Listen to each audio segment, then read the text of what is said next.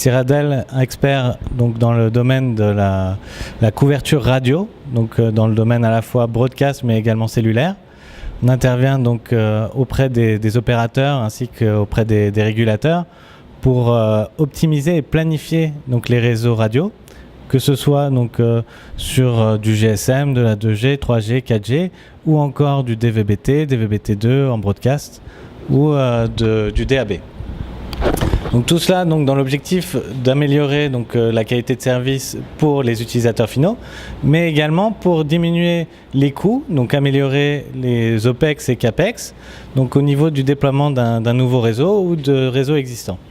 Donc ainsi, lorsque vous verrez donc, la vidéo de la présentation, vous comprendrez donc, que Cyraldel fournit l'ensemble des solutions donc, nécessaires à la simulation donc, d'une couverture radio, donc, qui sont tout d'abord, données géographiques, donc une représentation précise 2D et 3D de l'environnement urbain ou suburbain. Donc avec en exemple donc la ville de Dakar ou encore de Dubaï en 3D.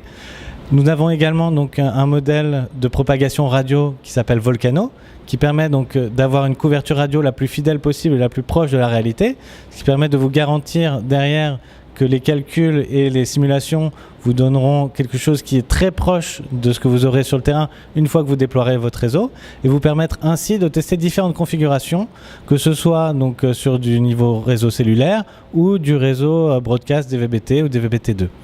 Ainsi, vous serez à même de mieux comprendre les besoins en termes de déploiement et donc de coûts et ainsi optimiser au mieux vos besoins, donc que ce soit au niveau de la configuration du modèle de la configuration broadcast DVB-T ou DVB-T2 ou encore au niveau du nombre de sites dont vous avez besoin ou de la puissance d'émission. Sur un écran blanc. Non, je suis confiant. En attendant, je vais juste vous montrer la tablette rapidement. Donc là sur la tablette, bon, pour ceux qui sont les plus proches, c'est facile à voir, j'imagine. Donc là on a une représentation donc, de Nîmes en 3D, donc on peut directement avoir les informations du projet SCE directement sur tablette. Donc pour France Télévisions, donc, je voulais vous montrer, donc, en fait on s'est baladé dans Paris et on a directement, donc, évidemment ça fiche au moment où on veut le faire. Ah, voilà, donc on s'est baladé dans Paris. Et donc avec notre Cyraldel K, on a donc essayé d'évaluer en différents points. Donc là je vais vous montrer un exemple sur un carrefour. Donc représenter le niveau d'exposition radio, donc le champ électromagnétique, sur un quartier. Donc là c'est dans le 16e arrondissement à Paris. Essayer d'évaluer donc là en vert, donc il n'y a pas de problématique d'exposition au champ électromagnétique, et de présenter donc la vision donc de France Télévisions et de Cyraldel au niveau de la communication dans le futur. Donc en 2025, donc les kiosques sont équipés d'antennes également et sont capables, donc, à partir de la macrocellule qui est en haut du bâtiment, pouvoir communiquer directement avec l'usager, donc par l'intermédiaire du kiosque qui jouera le rôle de relais. Et enfin, donc, vous présentez Roland-Garros rapidement. Donc, on a représenté Roland-Garros en 3D. Donc, je vous montre donc, Roland-Garros. Là, c'est le court central. Philippe Chatrier, qu'on a représenté en 3D donc, pour Roland-Garros. Et donc avec la présentation donc, de la vision donc, en 2014, donc, il n'y a pas de diffusion au sein donc, du cours. Mais en 2025, on prévoit donc, de faire du multicast, diffuser directement depuis des antennes situées en haut des cours, diffuser directement pour les spectateurs les informations, donc par exemple diffuser des flux vidéo pour qu'ils puissent voir en replay différents points du match. Enfin, nous fournissons donc des services et pour vous accompagner donc dans cette démarche d'optimisation et de planification de votre réseau et vous permettre ainsi de vous appuyer sur notre connaissance et notre expertise de plus de 20 ans dans le domaine et ainsi vous garantir les meilleurs résultats possibles en termes de planification. Donc j'espère que le résumé vous permettra donc d'apprécier au mieux la présentation qui a été faite aujourd'hui. Votre présentation qui est très instructive pour nous. Cela dit, j'ai deux questions. La première question est de savoir, en fait, en France, la France a démarré la TNT avec la norme T, DBVT. Et par la suite, la France a adopté la norme T2. est-ce qu'il y a aujourd'hui encore des émetteurs DBPT dans le réseau?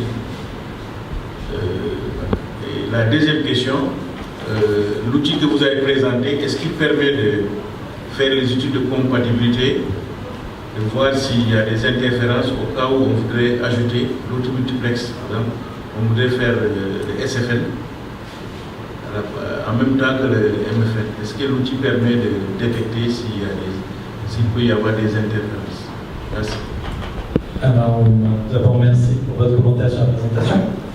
Donc, concernant le broadcast, malheureusement, je ne suis pas la meilleure personne pour vous répondre concernant les normes utilisées en France à l'heure actuelle. Je sais qu'on utilise encore du DVB-T. DVB-T2, je suis moins sûr. Après, tout dépend des pays également. Il y en a qui restent au DVB-T, d'autres qui switchent vers DVB-T2. Après, selon les pays en Europe en tout cas. Donc, concernant votre dernier point, donc, vous pouvez juste me rappeler le dernier point? En fait, la deuxième question, c'est de savoir en fait, si le logiciel permet de faire l'étude de compatibilité. Oui, alors donc, le logiciel est en effet capable de prendre en compte les interférences, de prendre en compte également les aspects MFN et SFN. On est capable de gérer justement tous ces aspects au niveau de la simulation et être capable derrière d'évaluer l'impact entre, par exemple, une configuration MFN et une configuration SFN. Et essayer d'évaluer celle qui est la plus propice. Et parfois, le SFN peut amener une dégradation du signal également. Donc, ce n'est pas la solution optimale dans tous les cas. Donc, en effet, notre solution est capable de prendre en compte cet élément. Bonjour tout le monde. C'est juste une petite contribution par rapport à ma présentation d'hier, pour faire un petit peu le rapprochement avec la présentation qu'on vient d'avoir, juste pour faciliter la compréhension avec l'outil de simulation qui vient de nous montrer. Hier, on a parlé beaucoup de certains éléments que le régulateur doit prendre en compte.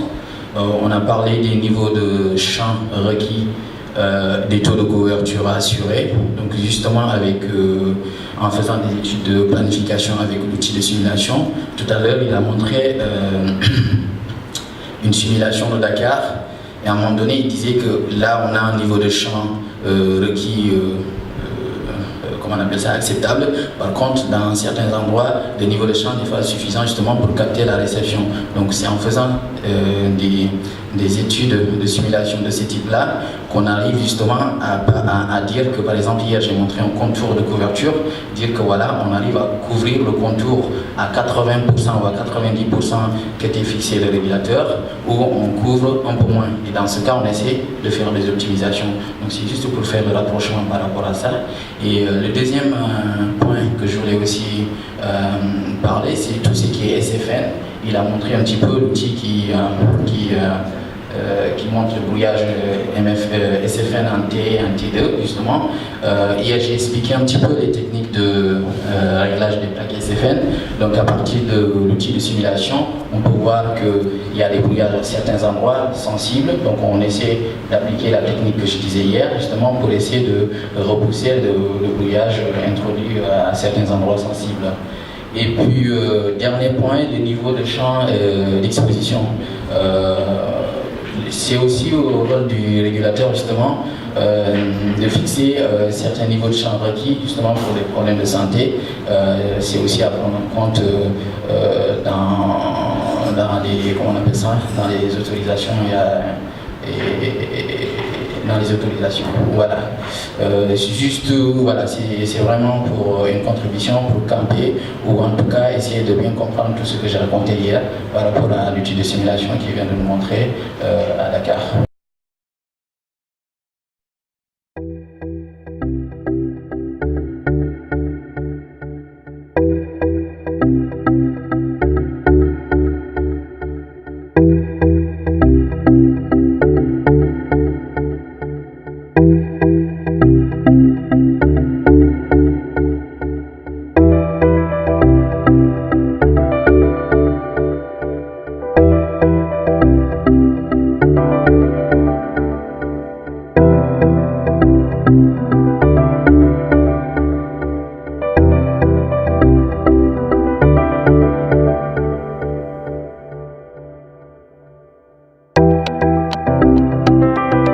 Thank you.